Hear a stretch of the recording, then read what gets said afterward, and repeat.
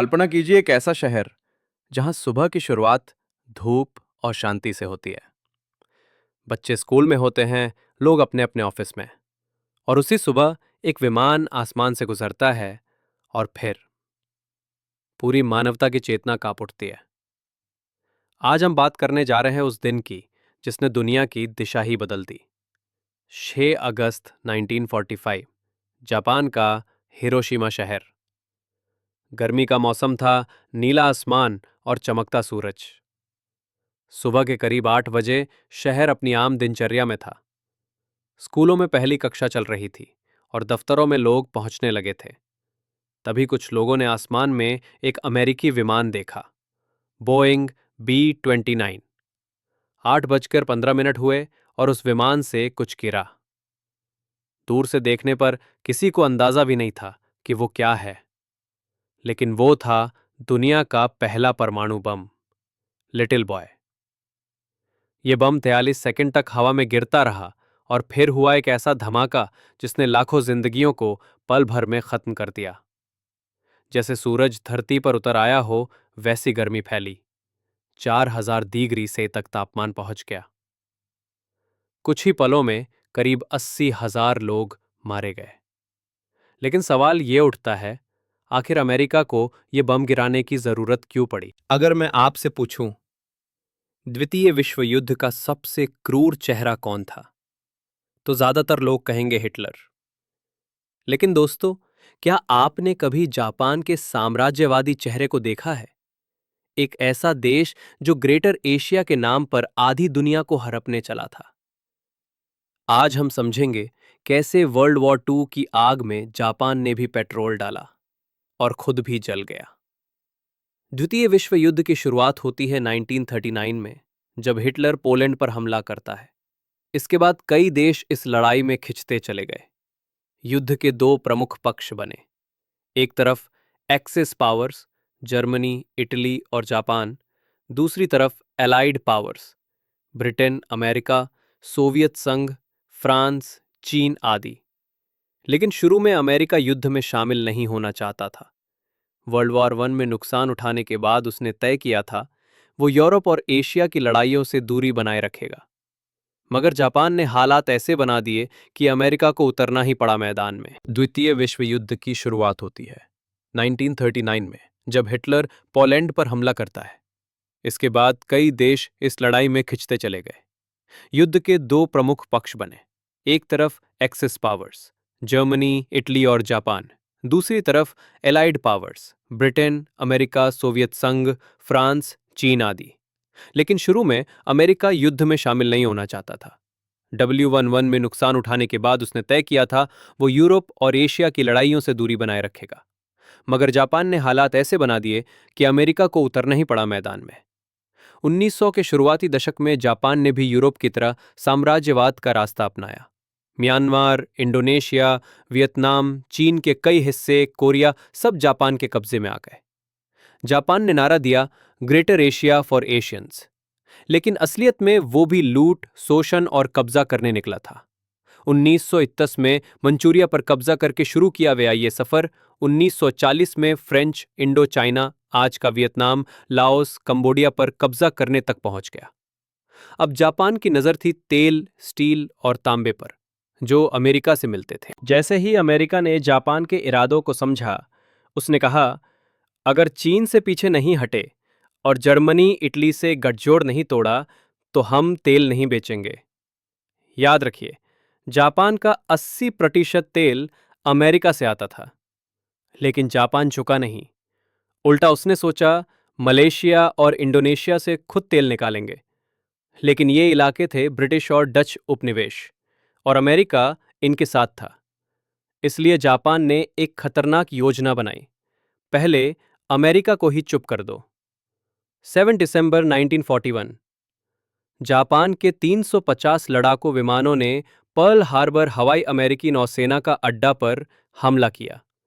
2 घंटे में ही 19 अमेरिकी जहाज तबाह, 188 विमान नष्ट, 2000 से अधिक सैनिक मारे गए और कुछ घंटों में जापान ने फिलीपींस पर भी कब्जा कर लिया, जो अमेरिकी क्षेत्र था। अब अमेरिका शांत नहीं रह सकता था। अब अमेरिका ने तुरंत जापान पर युद्ध की घोषणा की। ब्रिटेन और चीन ने भी जापान के खिलाफ मोर्चा खोल दिया। 3 दिन बाद जर्मनी और इटली ने अमेरिका पर युद्ध घोषित कर दिया। 1941 के अंत तक पूरी दुनिया आग की भट्टी बन चुकी थी। हर कोना युद्ध से जल रहा था। क्या जापान को इस सब की जरूरत थी? क्या वाकई ग्रेटर एशिया बनाने के नाम पर वो दुनिया से टकराने के लिए तैयार था? एक्सिस पावर्स में अब सिर्फ जापान ही बचा था जो अभी भी हार मानने को तैयार नहीं था।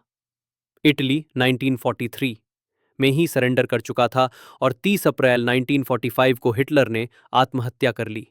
जर्मनी ने भी आत्मसमर्पण कर दिया था, पर जापान जिद पर अड़ा रहा। तब जापान के सम्राट थे हिरोहितो। उन्हें भगवान का अवतार माना जाता था। लोगों को बताया जाता, जो सम्राट बोलेगा वही अंतिम सत्य है। जापानी संस्कृति में एक परंपरा थी, बुशिदो, यानी योद्धा का मार्ग। असल में यह सिखाता था, मृत्यु से डरो नहीं, लेकिन इसे बदल दिया गया।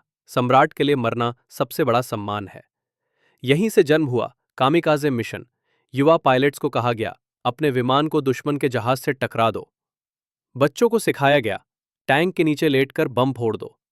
ये आत्मघाती हमले, कामिकाज़े अटैक्स, दुनिया में पहली बार बड़े पैमाने पर आत्महत्या को सैन्य नीति बनाया गया। रात को ये पायलट्स अपने माता पिता को चिट्ठियां लिखते थे, क्या हम जो कर रहे हैं वो सही है?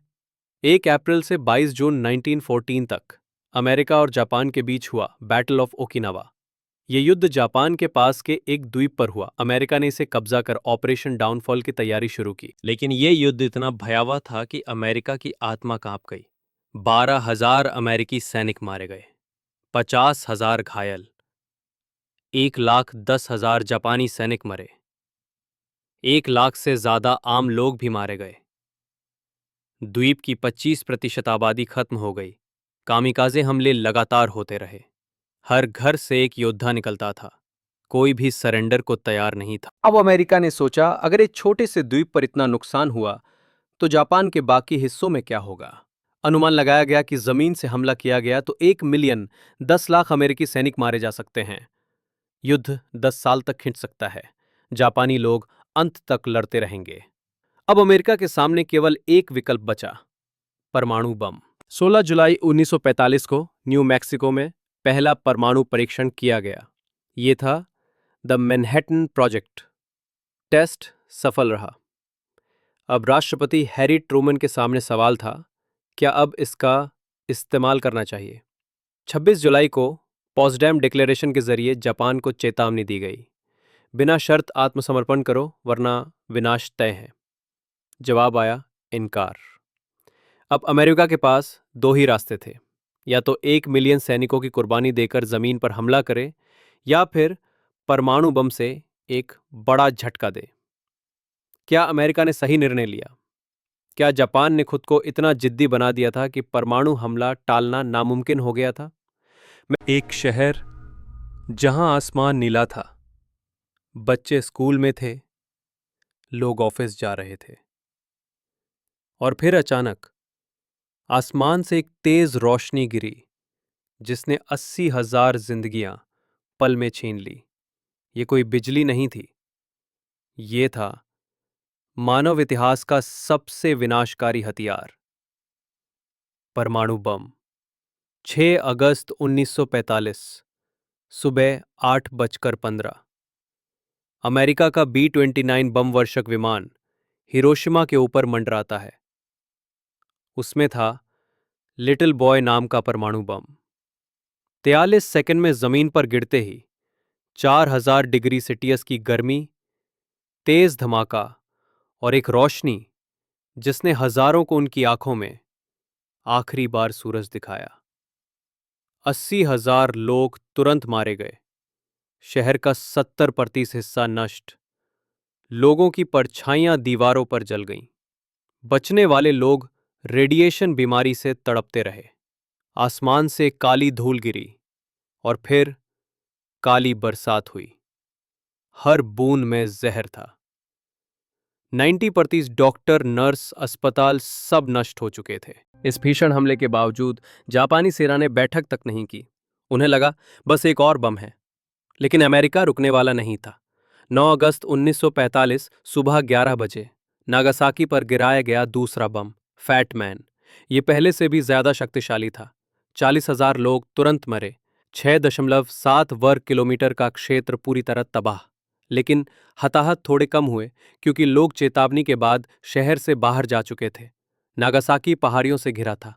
असर कुछ कम पड़ा, फिर भी 200,000 से अधिक लोगों की जानें गई, और इनमें 95% आम नागरिक थे। हिरोशिमा और नागासाकी के बाद भी जापान के नेता बांटे हुए थे। जब सरेंडर पर वोटिंग हुई तो 3-3 का टाई हो गया। अब फैसला किया, सम्राट हिरोहितो लेंगे, और उन्होंने अंततः आत्मसमर्पण का आदेश दिया। इसी बीच सोवियत यूनियन ने मंचूरिया पर हमला कर दिया। अब जापान को दोनों तरफ से खतरा था। एक ओर अमेरिका का परमाणु बम, दूसरी ओर रूस की सेना। ये अंतिम चोट थी। जापान के कुछ कट्टरपंथियों ने सम्राट को हटाने की कोशिश की, पर तख्तापलट नाकाम रहा। 15 अगस्त 1945 वर्ल्ड वॉर II का आधिकारिक अंत हो गया। 7 साल तक जापान पर अमेरिकी कब्जा रहा। नया संविधान बना, लोकतंत्र लाया गया, सम्राट की शक्ति हटाई गई। जापान फिर खड़ा हुआ, मेहनत और शांति के रास्ते। हिरोशिमा और नागासाकी आज आधुनिक शहर हैं, पर उनके जख्म अभी भी जिंदा हैं। लोग विकलांग हुए, बच्चों में जन्मजात बीमारियां, कैंसर की दर बढ़ी, लेकिन राहत की बात, लंबे समय तक रेडिएशन नहीं रहा।